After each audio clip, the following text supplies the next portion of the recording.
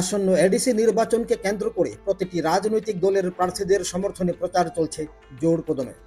আজ 7 নম্বর ড্যামছড়া কচুছড়া কেন্দ্রের বিজেপি প্রার্থী বিপিন দেববর্মার সমর্থনে ধলাই জেলার বিলপাড়া স্কুল মাঠে অনুষ্ঠিত হয় প্রকাশ্য জনসমাবেশ। এই জনসমাবেশের প্রধান বক্তা ছিলেন জনজাতি মোর্চার কেন্দ্রীয় সভাপতি সমীর উরাং।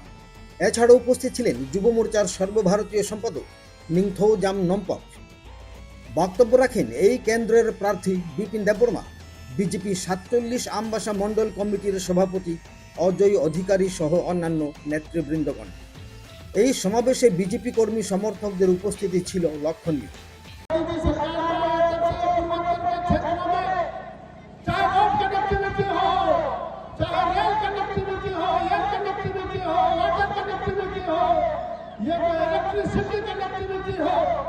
सारी चीजों को आगे बढ़ाने का काम किया है। आज धीरे धीरे आपके गांव तक भी रोड बिजली पानी पहुंचने का काम हो रहा है।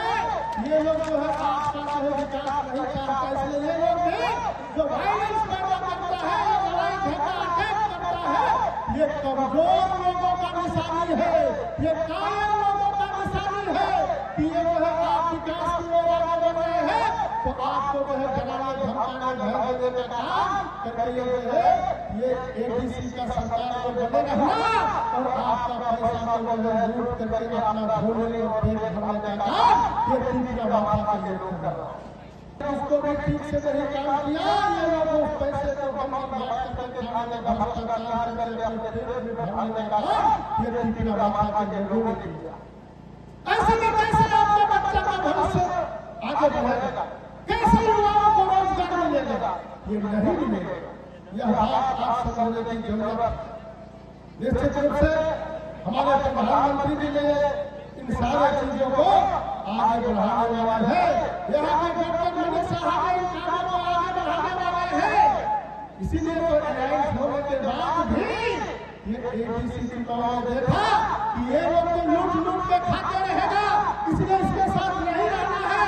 स्वतंत्र रूप से भारतीय जनता पार्टी जो है सरकार बनाएगी तो केंद्र में बीजेपी की सरकार, राज्य में बीजेपी की सरकार, एडीसी में बीजेपी की सरकार बनेगा, ट्रिपल इंजन की सरकार बनेगा तो सारा काम आपके गांव में पहुंचेगा। ऐसा सोच कर ये जो है आने वाला 12 तारीख को चुनाव होने वाला है, जिसमें प्रत्यक्ष रूप में जो है आप लोगों को वोट दिला करके दे करके हमारे यहाँ के प्रत्याशी बिपिन देबबर्मा को आप लोगों को जिताना है।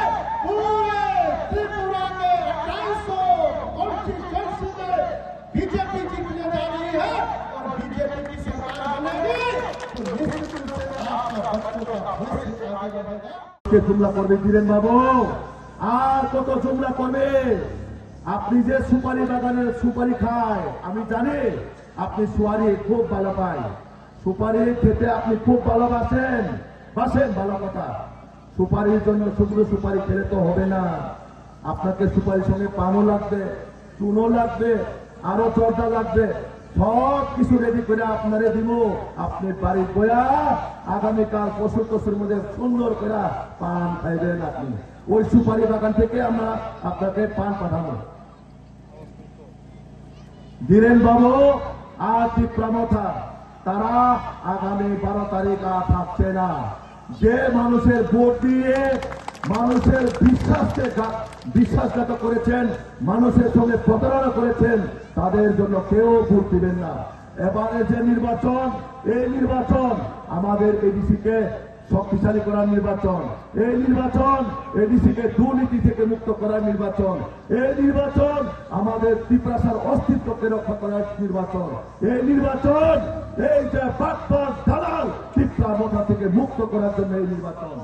কারণ আমাদের ত্রিপুরার নামে, আমাদের জাতির নামে, আমাদের তোফার নামে যারা ভোট দিয়ে রাজনীতি করে তাদেরকে আমরা কেউ ছেড়ে কথা বলবো না, কাউকে ছেড়ে কথা বলবো না।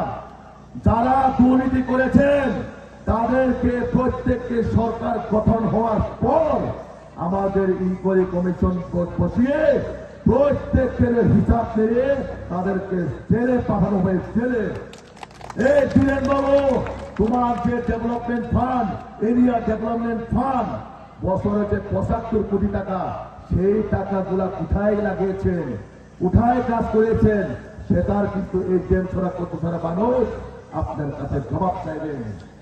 যদি জবাব না দিতে পারেন, আপনার জন্য বিশালগড়ের জেল 18টি সুন্দর করে আমরা বন্দোবস্ত করে রেখে দেব।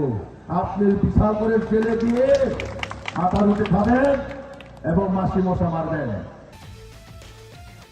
ধলাই জেলা থেকে কাজল দেবের রিপোর্ট, ত্রিপুরা টাইম।